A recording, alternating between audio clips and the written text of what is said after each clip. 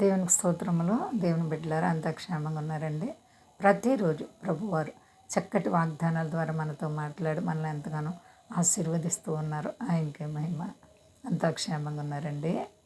అందరి కొరకు నిత్యము మానక ప్రార్థిస్తున్నాం. అందరూ కూడా సంతోషంగా నెమ్మదిగా ఉండాలి.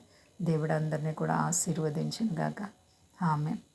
ఈరోజు దేవుని వాగ్దానం 1 పేతురు 5:7. ఆయన మిమ్మును గూర్చి చింతించుచున్నాడు గనుక మీ చింత యావత్తు ఆయన మీద వేయుడి. దేవునికి స్తోత్రం. ఎంత గొప్ప వాగ్దానమో చూడండి.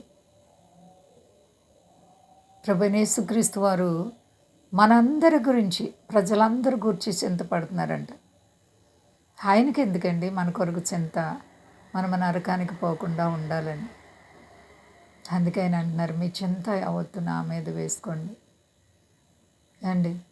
మానవ జీవితంలో చింతలు ఎన్ని రకాలో, ఒకటా రెండా లెక్క పెట్టలేనని చింతలు, బాధలు, అనేక విధములైనటువంటి ఇబ్బందులు, అవన్నీ కూడా ప్రభువైన యేసుక్రీస్తు వారు అంటున్నారు, నా మీద వేసుకోండి. నీ చింత యావత్తు నా మీద వేసుకో, నేను నిన్ను విడిపిస్తాను అంటున్నారు ఆయన. మన గురించి ఆయన ఎంత చింతపడుతున్నారు. నీవు అనుకుంటావు, నా కొరకు ఎవరు పట్టించుకునేవారు లేరు, ప్రార్థన చేస్తున్నాను కానీ ప్రభు వారు వింటలేదు, నా ప్రార్థన అంగీకరించట్లేదు ఆయన అని నీవు తలంచవచ్చు. కానీ నీ ప్రభు నీ జీవితంలో ఎంతో చింతపడుతున్నారు. నా బిడ్డను నేను కష్టాల నుండి విడిపించాలి, నా బిడ్డను ఇబ్బందుల్లో నుంచి తప్పించాలి, నా బిడ్డకు ఆర్థిక పరిస్థితుల్లో నుంచి విడుదల చేయాలి, నా బిడ్డకు గొప్ప మేళ్ళు చేయాలని ఆయన చింతపడుతున్నారు నీ కోసం. కానీ నీకు అది అర్థం కావట్లేదు.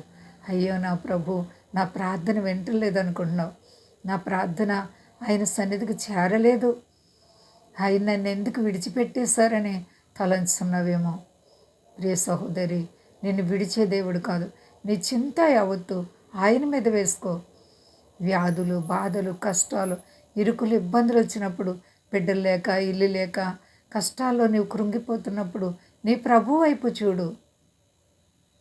ఆయన నీ ఆవేదనలన్నిటి నుంచి విడిపించే దేవుడు, ఆశగల ప్రాణాన్ని తృప్తిపరిచే దేవుడు.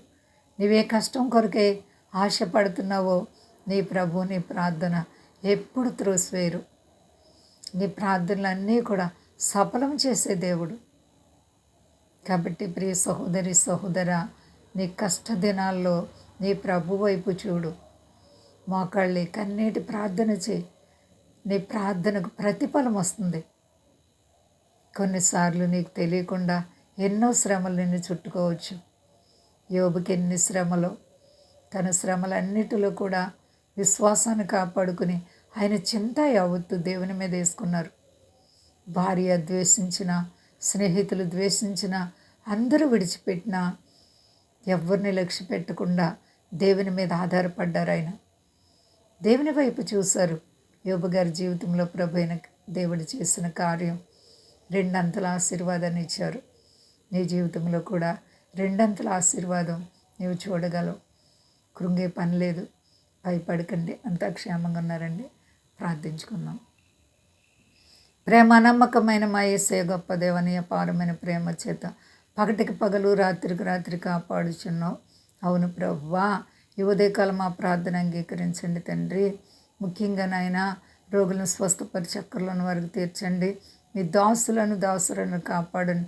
మా దేశాన్ని, దేశ నాయకులను కాపాడండి. సర్వ ప్రజలను విమోచించండి. రోగులకు వైద్యుడా, స్వస్థతలు యేసు నామములో కలుగునుగాక. భయంకరమైనటువంటి విశ్వపు జ్వరాలు దేవా, ప్రజలను మీరు ఆదరించండి. గొప్ప దేవ, అనేక ప్రాంతాల్లో భయంకరమైన అలజడలు ప్రభువా, తుఫాన్లు, వరదలు, ప్రమాదాలు తొలగించండి. మహిమ పొందు. శక్తి గలేసైనామా నడుచున్నాను తండ్రి. ఆమేన్. అందరికీ వందనాలండి. మా కొరకు, పరిచయం కొరకు అందరూ ప్రార్థించండి. ప్రభువారు మిమ్ములను, మీ బిడ్డలు, మీ కుటుంబాలను దీవించునుగాక. ఆమేన్.